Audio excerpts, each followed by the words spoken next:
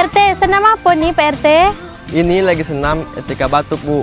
Hah, baru tahu ada senam macam tuh. Iya, Bu. Ini senam selain menyehatkan juga untuk menumbuhkan kesadaran etika batuk yang benar, supaya tidak menular ke orang lain. Kayak mana etika batuk tuh Pak RT? Nah, ketika batuk, gunain tisu atau sapu tangan untuk nutup mulut dan hidung. Jangan lupa dibuang ke tempat sampah. Terus cuci tangan pakai sabun. Bisa juga dengan baju kita. Oh gitu ya Pak RT. Sembarangan